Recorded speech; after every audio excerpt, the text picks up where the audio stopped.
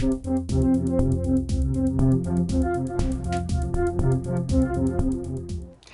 everyone, it's Elizabeth from Elpis Astrology at elpisastrology.com. Thanks for joining me today.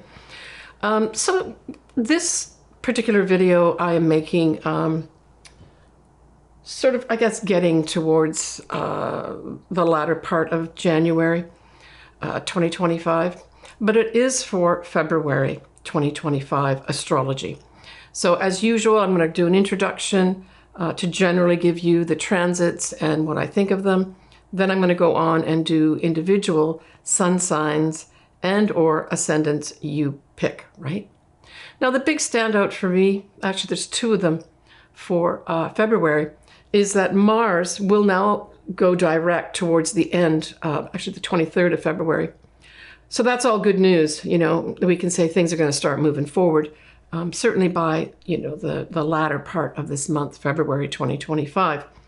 But we also have Mercury that will be going into its shadow period, literally the last day, the 28th of February. So both these things I think are important, and I'll go into the detail of what is around both those transits or degree points so you can relate it to your own chart, right?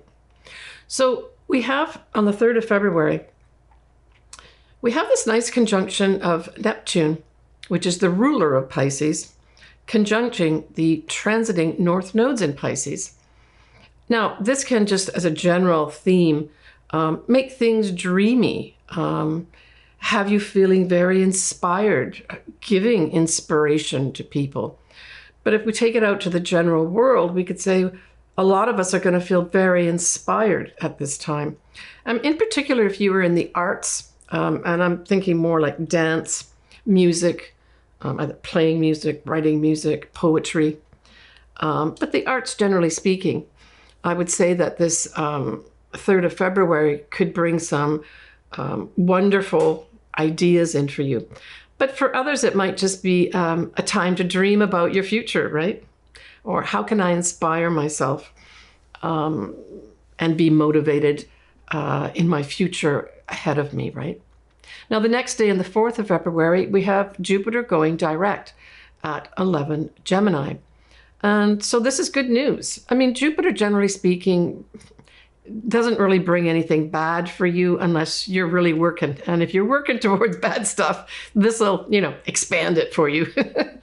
But generally speaking, this is a very positive transit as well. It may, generally speaking, bring in some good news for us, or maybe some news that's been held back for some reason, right? Because Gemini is all about communications, news, that sort of thing. So that 4th of February could actually have some good news coming our way, or something revealed through probably the news media of some sort. Now on the 12th of Feb, we have our first lunation of the month, and it's going to be a full moon in Leo at 24 Leo and 5 minutes at 5:53 a.m. Pacific Standard Time. We will have the sun, that will be in Aquarius, right? That's opposite to Leo, will be conjuncting Mercury. But if we look at the sun, the moon, and Mercury, they're all squaring Uranus. We're going to have Mars, which is still retrograde, trining Saturn. I think that is a good thing. And then Venus will be widely sextiling Pluto, Mars widely squaring Chiron. So when we look at this big lineup of the sun, the moon, and Mercury square Uranus, it immediately says to me, there's going to be some bad news delivered, or news that's not going to sit. And this may be very revolutionary type energy too with that Uranus, right? But because it's a full moon, it's also saying there's going to be some unwelcome announcements about endings to things. And I say with the Leo full moon, this is like a proclamation, you know, Leo the lion, strutting on that stage, look at me. So there's going to be that kind of, I would say, arrogance probably around that full moon, and maybe literally someone like Leo the lion, you know, making these unwelcome announcements. But that whole full moon is all around communications, announcements, news, with the Sun conjuncting Mercury at this time. I like the Mars retrograde trining Saturn. What this does is they're both opposing energies on their own, if you think about it. But what this is saying is this is going to be a good day to potentially, put your shoulder into doing some work of some sort, or planning, especially since it's still retrograde Mars. This would be a really good day to plan, maybe to end something, right? Because it's a full moon. The Venus sextiling Pluto says to me, there may be some opportunities to make some money. So maybe that Mars retrograde trine Saturn has you thinking and planning out work of some sort, right? Saturn is work. And then that whole Venus sextiling Pluto says, hey, there might be some opportunities to make money here if I plan carefully. There may be some current concerns generally about health of some sort. Just some information coming up because we still have that Mars retrograde, but it's squaring Chiron, speaking about health, right? When we look at further on into February, at the 23rd of February, at 6 p.m. Pacific Standard Time, we have that Mars going direct, and it will go direct at 17 degrees of Cancer. So certainly, if you've got something around 17 degrees of Cancer, this is a signal on the 23rd of February that you're going to see a clear way forward to take some action or movement of some sort, right? A lot of people are going to be cheering that day. Now, technically, you're supposed to really wait till Mars, although it's going direct that day, to actually get out of its shadow period. But I've really felt strongly about this, that this day is going to mark something for some people with regards, okay, I'm finally released. I can move forward with my plans, whatever those plans are. Now, this is Cancer, right? So Cancer, we're talking about motherhood. We're talking about our home, our homeland, our families. So yeah, if you've got something around this point, it might be a day that you give birth. That could be very much it. Or your family is more important to you for some reason at this time. Maybe making movement literally towards them. Now, as Mars goes direct, it will widely oppose a moon that is going to be in Capricorn. So what this does, and I really liked it, with the moon being in conservative Capricorn, it kind of tempers any immediate rash movement forward at this Mars going direct time period on the 23rd of February. So I like that. Mercury in Pisces will be trining Mars. So this says probably announcements, good news announcements of, hey, we're going forward with this now. I've signed off the contract, here it is. Or we've got approval for the money for that proposal. We're still going to have the influence of Neptune conjunct in the north nodes. So this also gives great inspiration, right? So I think that adds more, the Neptune conjunct north nodes, more emphasis on the Mars going direct and actually, tangibly seeing something that reflects that. Mercury will widely conjunct Saturn. And I think that's good too. It's like being conservative in your thinking. The most negative part of Mercury conjunct Saturn would be negative thinking.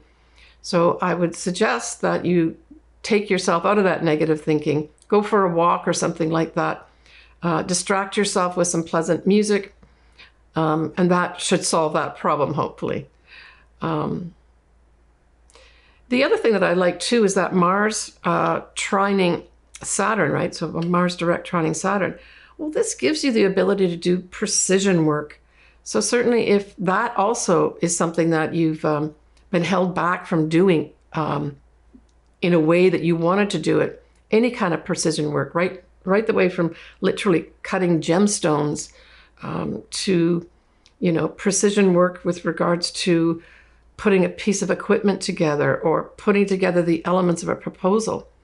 This particular, especially with the Mars going direct that time, really gives you a lot of great energy to put things in the precise way they're supposed to be. So our final lunation of the month is going to be a new moon in Pisces. So happy new year to all my Pisces viewers and clients. It's going to be on the 27th of February at 9 Pisces 40 minutes at 4:45 p.m. Pacific Standard Time. Now Mercury will widely conjunct the north nodes and not too far off Saturn as well. We're going to have Mars going direct, widely trining Saturn, and we already spoke about what that means a little bit earlier in this video. And then we have Mercury sextiling Uranus. I mean, this particular new moon has a pretty big lineup of planets in Pisces. I'm just looking at my chart here. But the thing, besides the sun and the moon being together at a new moon, there's a number of degrees between any of the planets or positions that are in Pisces. So it says to me that on the wider world level, I think there's going to be some reason to do a lot of new starts with regards to compassionate projects. I almost see this as like a compassionate committee with this lineup in Pisces, putting together some help for people who need it. And I mean, on a more personal level, this could be, I mean, Pisces can represent hidden places like hospitals. There may be some revisions with regards to hospital type things, compassion types things, right? Now, the next day, so that's the last day of February, the 28th of February, Mercury, certainly Pacific time, goes into its shadow. We already have Venus in January gone into her shadow. Now it's Mercury's turn, right? And I'm just saying that because it's the day after the new moon, I would say that this Mercury retrograde plays into that new moon, or Mercury in shadow, rather. So what does that say to me? It says to me, whatever you're putting together as a new start, if it involves anything to do with contracts, writing, any kind of communications, look carefully at what you're putting down, what you're signing, etc. Why?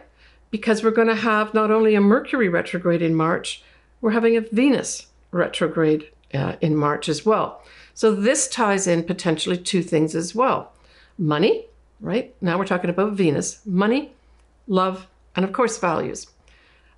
So if anything around that new moon falls into these areas of money, love, and value of yourself, I would say that pay great attention to any kind of communications, because in March, you're going to be going over all that, whatever it is. Now, typically we say you've got to have something around the degree points, right? So this shadow period we're talking about is when Mercury actually goes direct, which would be an April time period, right? And that's going to be around 26 degrees of Pisces. So if you have something around 26 degrees of Pisces, pay attention to what it is, whatever planet or angle it is, because there's going to be some kind of big review or having to go back in March when both Mercury and Venus go retrograde. They start in Aries, retrograde back into Pisces, and then go forward again in April. So what does that all say? It says that whatever you do around that new moon on the 27th of February, or whatever is new, is going to be reviewed in March and probably not emerge into something concrete until April. Heads up on that. And the other thing too, let me just see here. Let me just finish off with the new moon in Pisces placements, and then I'm going to go into just a little bit of those two eclipses that are going to happen next month in March, because you need to know about them in this month of February. All right, so we have, again, at this new moon in Pisces, we have Jupiter squaring the moon and the sun. And like I said before many times, Jupiter really tends to bestow a lot of positive energy on you, even at squares. And I still think that that's true. But I think also in a global standpoint, you know, on the global stage, I think this Jupiter squaring the moon and the sun is going to put some kind of emphasis with regards to this is the beginning of many things expanding here. And the many things that we're expanding here on the global stage aren't necessarily going to be sitting with everybody very well. Now, Jupiter is at around 11 degrees of Gemini. And of course, the sun and the moon are 9-10 degrees of Pisces. So you really have to have something, if we're talking about an individual level, around those degrees to really have this effect with the Jupiter square, the new moon, right? And the sun. So the other configuration we have here is Mercury will be conjunct the north nodes, and in turn, the north nodes will conjunct Neptune. So this says a couple things. At the highest level, this is saying, you know, many of us are really going to be feeling inspired at this time with regards to our future destiny. Just plain and simple, right?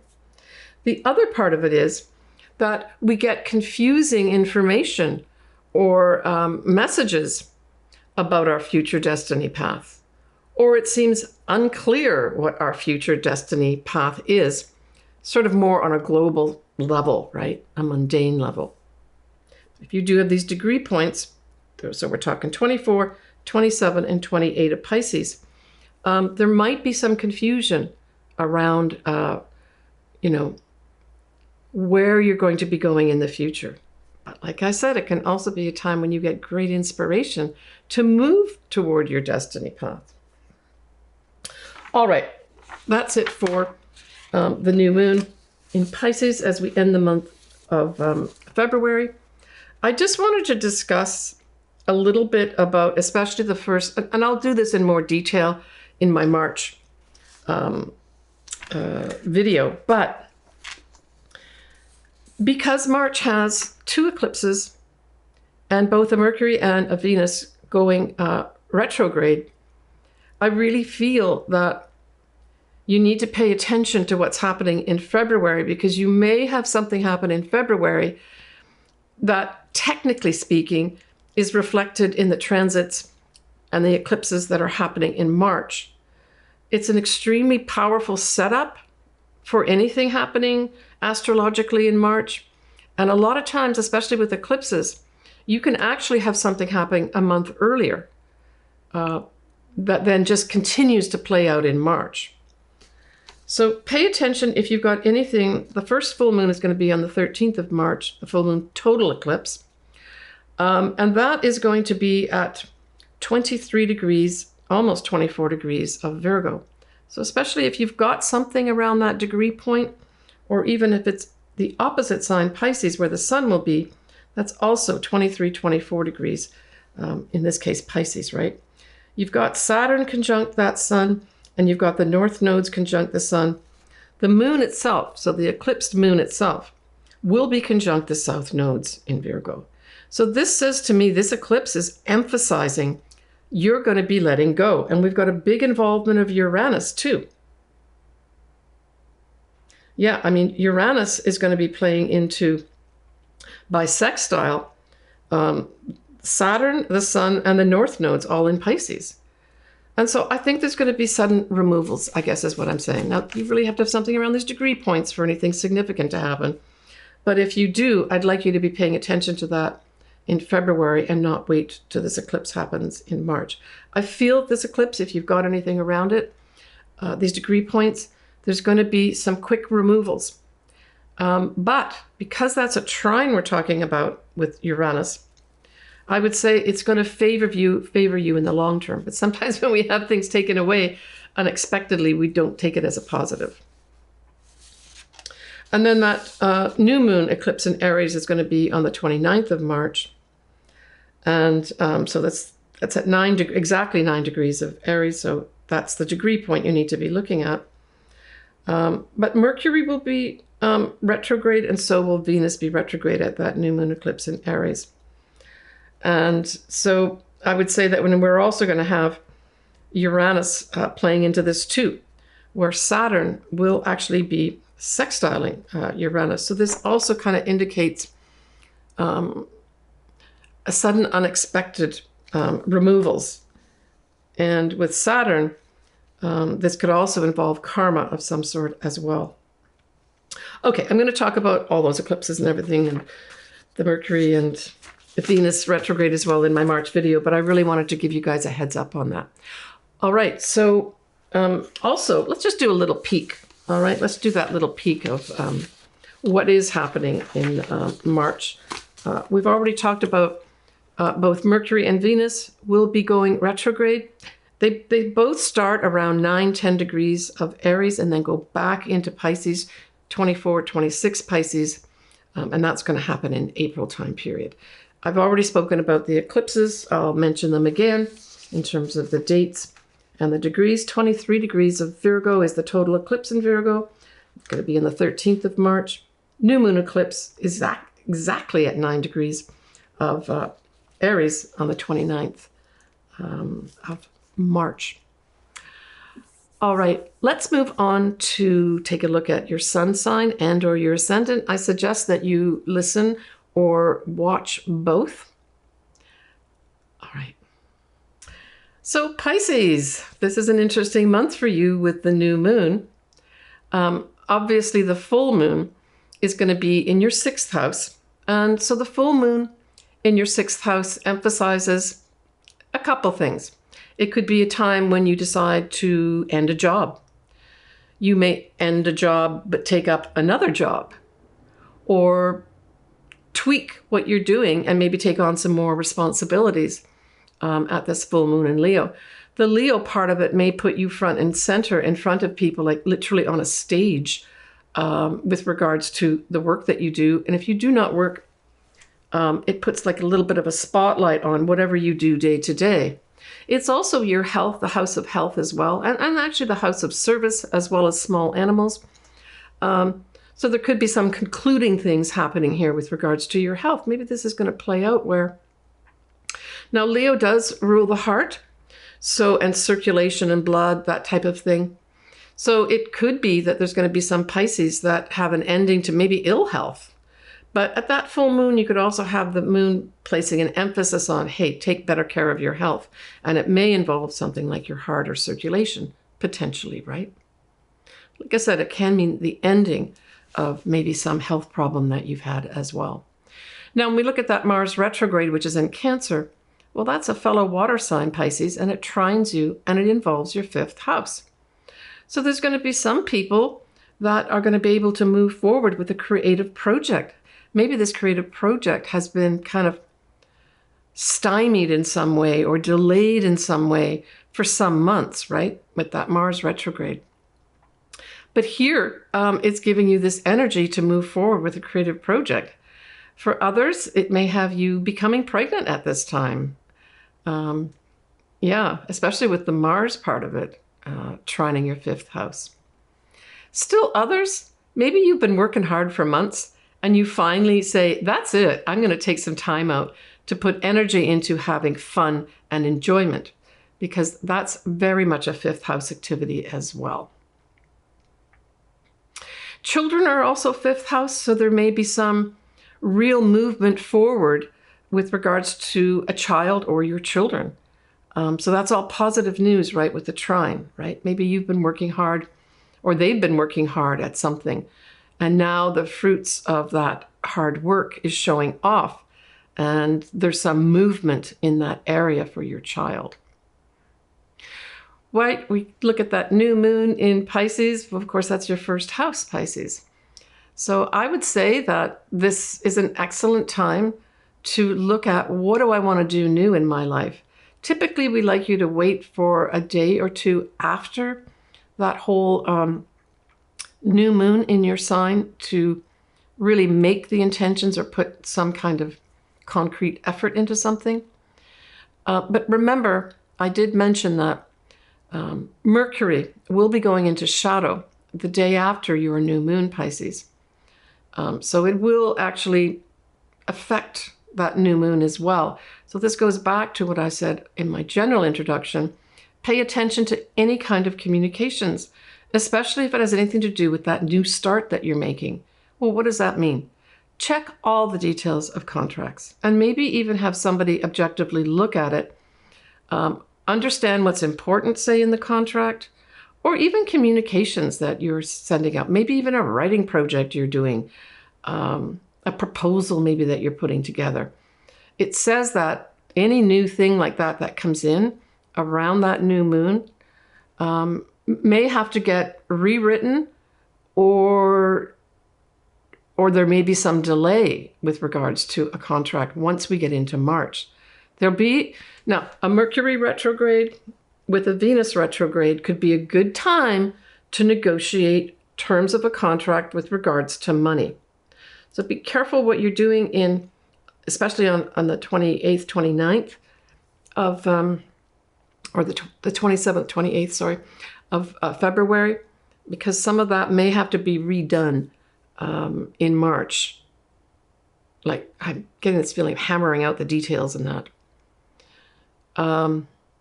Now, Pisces, we know that we now have the North nodes in your sign. So that's going to go on for a good 18 months or so too. So that's just kind of putting a stamp on you paying attention, just generally speaking for all Pisces, whether you've got your own North nodes there or not, to your personal, destiny path that you want to go on. And this new moon ties in, what new starts do you want to make on your destiny path? Because this would be a good time over the next few days after the new moon to decide what those are. Now, you're also going to be entertaining eclipses in your sign, right? Now, your next eclipse, Pisces, in your sign will not be till September. But you are going to have that Virgo eclipse in your opposite sign. That's going to be around the 13th of March. So I know we're not talking about March here directly, but I would say that's going to be probably putting an emphasis on partnerships of some sort, marriage, business, and or clients if you've got clients as well. You're going to be having Neptune pretty soon, next month, go into Aries. So, Neptune's the ruler of your sign. So that's also going to usher in some new energy with regards to more independence, right? I would say also Aries represents courage as well. So you may have the courage, some Pisces, to make your dreams come true or start taking steps to do that. Maybe more concretely next month in March. But this new moon will probably give you a lot of inspiration of what you can do to fulfill your own dreams, right, Pisces? All right. Take care, Pisces. So that's the end of my take on the general astrology for February. Yeah, and hopefully you've got something that you relate to in here. I always love hearing from you. Please leave me comments. I also encourage you to reach out to me if you want any kind of reading. Everything's down below. I have everything's pretty well, everybody in some way could connect with one of my services.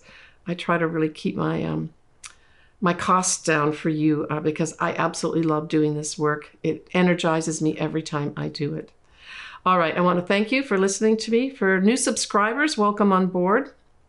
All right, everybody, take care of yourself. Sending you lots of love. And with this month, let's just say lots of inspiration. Bye for now.